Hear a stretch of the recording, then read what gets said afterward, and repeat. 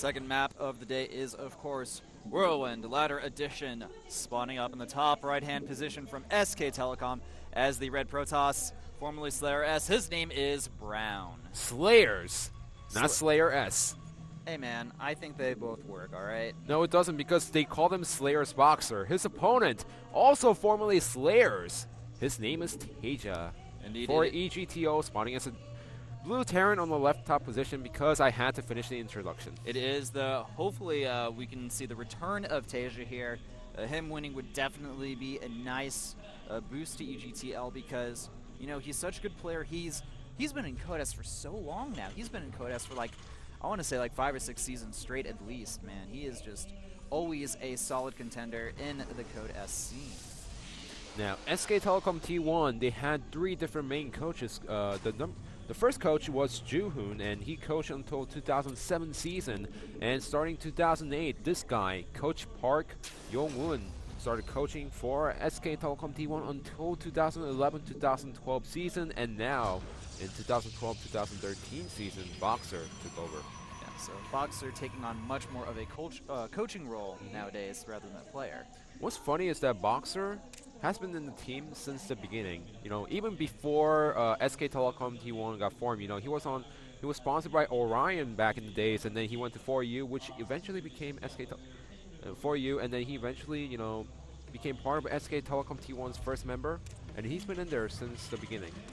So Boxer, of course, one of the essentially original gangsters of Starcraft, of the Starcraft esports scene. And awesome, we get to see a few foreigner fans in the scene there, so glad to see, you know, random foreigners coming out and supporting Pro League. Shout out to them. I wouldn't say random because, you know, they're dedicated fans. Well, I guess so. I'm saying random because I don't know their names, man. Give me a break here. Cut me some slack, Supernova Mania. Well, that only happened because we had, what was Steven out here for such a long time that we started using the term random foreign fans a lot more, I have to say. That is true. Pretty much talking about the Zala when they pretty much come out weird. What's the term in English? You know, does something about the ire about the Zala say? You know, I forgot the audio completely. Sorry, I have no idea what you're talking about, man. You're gonna have to. Do they not say anything about the ire, those Zealots? Well, they say my life for IR, but that's in Brood War. All right, let's not worry about that. Let's focus on let's the not worry game about here. that. You know, the Korean audio and the English audio is different. All right, we have a Command Center first opening from Taeja here, following up 2 racks, and at the same time we have Parting going for a relatively fast expansion as well. Sorry, not Parting, Brown. You know, we're different. You know, it might be confusing a little bit because, you know, it's the same matchup, different players. Now, Taeja, he's been in 6-1 in Pro League 2012-2013, but he's been on a 5-game losing streak since then, so he needs to snap it today. Also, Brown, he needs to get his first win in Pro League.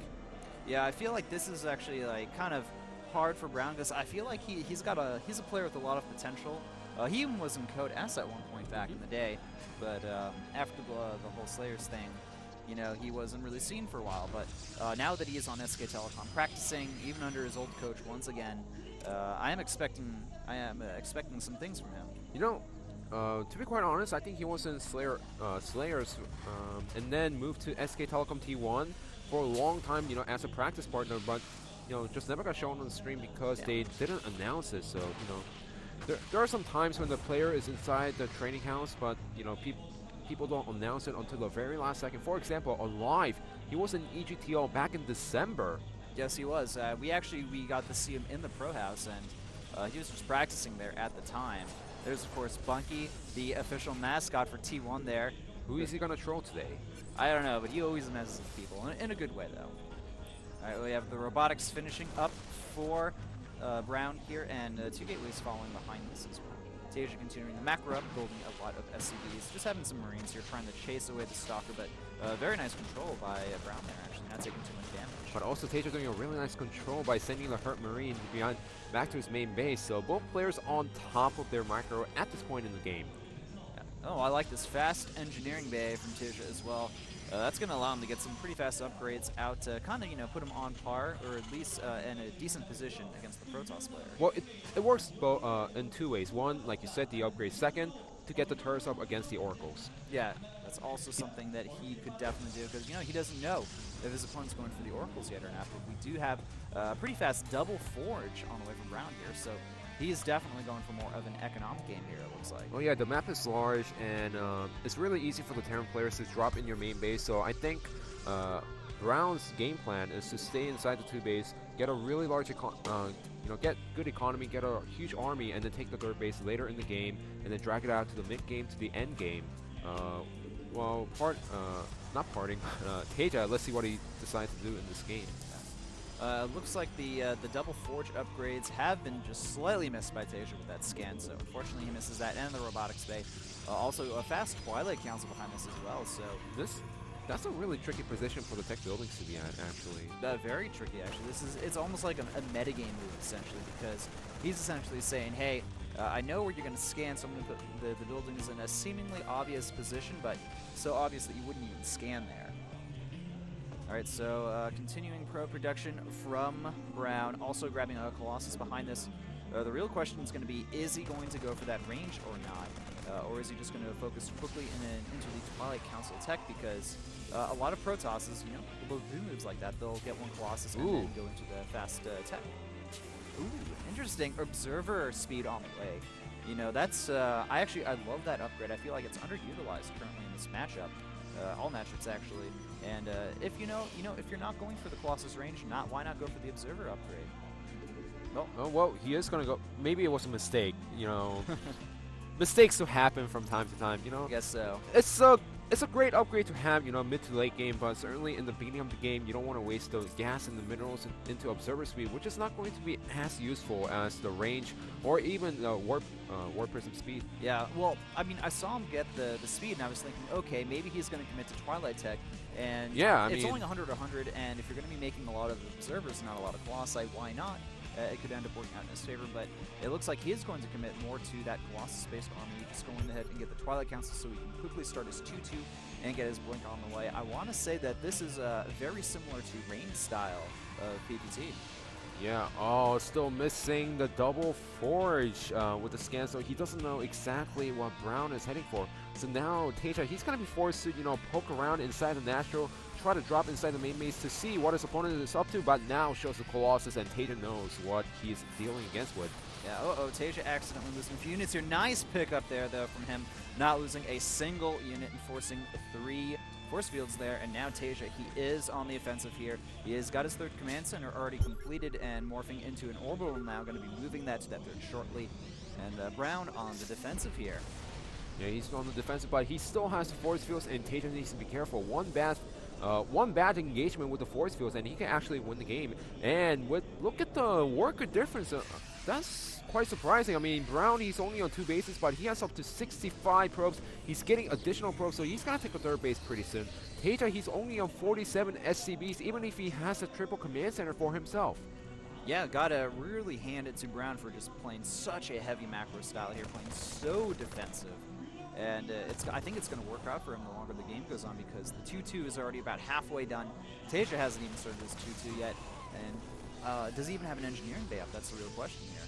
Yeah, well, it seems like Taeja wants to engage into this army. There aren't that many force fields, but nice force field trapping the half of the army at the left side. Yeah, Taeja with some excellent control here, though, really microing his units back quite well here. Once those force fields are gone, though, I feel like Taeja may be able to engage this main army. And Brown, it looks like he isn't really able to put down his 3rd yet. If he can defend against this pressure, then he will. Some very nice Colossus shots there. And the Zealots have essentially been cleaned up. There's no more sentries. These Stalkers force the Blink back and micro pretty well, but that high Colossus count with no Vikings to deal with them, Taeja, he has to back up now. Yeah, in fact, I think Taeja might have overcome it a little bit near the end. You know, there was 2 Colossus, and Starcraft were doing essentially free damage with the Colossus, and it was better for him to regroup, get the Vikings out, and then engage into the army once again. However, he did buy enough time to secure his 3rd base on his own. And Taeja going for the +2 attack right now, but oh man, he is going to be so far behind in upgrades now. The 2-2 is finishing at the 1330 mark. A charge on the way, more gateways being added. I feel like Brown has just put himself in a very excellent position right now. It's going to take some type of economical harassment for Taeja to really get back into this game here. He is starting his +2 armor now, so he will have those double upgrades, but essentially for the rest of the game here, unless things go on for a long time, he is going to be behind on the upgrades. Now, the real question is, will these drops be scouted in time? We do see that our Protoss player is moving back in time, boosting into near the natural. Not going to commit to a drop here just yet, though. Yeah, he can't commit to the drop because he saw the Colossus, he saw the units out of position with the scan at the natural, so he knew that the drop wasn't going to work out well. And Brown, having a nice map coverage, the observer at the 3 o'clock position actually sees the Vikings and sniping them all one by one. That's a huge mistake by Taeja. Oh, we are just seeing time and time again that SK Telecom, they have their observers in the right spots, and the Terran players just aren't spotting them, which is actually pretty uncharacteristic of Taeja. He's always been really good at sniping the observers, but that has not been the case for this game, unfortunately. We have just too much vision from Brown here. And like I said, the biggest problem of this map is that the map is too large for the observers to scout everything, but Brown's observers today, you know, they've been dead on. He's been spotting the medevac drops right before it actually hit the main base. Saw the 4 Vikings just lying around in the middle of the map, and he has up to 4 Colossus, which means that he can just move freely around the map, and the Vikings cannot take it down easily. Yeah, being behind on the Vikings and the upgrades has just really put Taeja in a very awkward position here. The 3rd base has gone up now completely. It's perfectly fine and secured. While at the same time, the Terran player hasn't considered taking the 4th base yet. A little bit of aggression here from Taeja, but going to back up immediately, knowing that those Blink Stalkers can take out those few Marauders there. But Taeja deciding to take control of that middle position. You know, I have to say the biggest, I have to say a part where Brown looks so scary is when, well, Taeja looks so scary is when Brown had a lot of Colossus out, but he didn't have any Templar tech.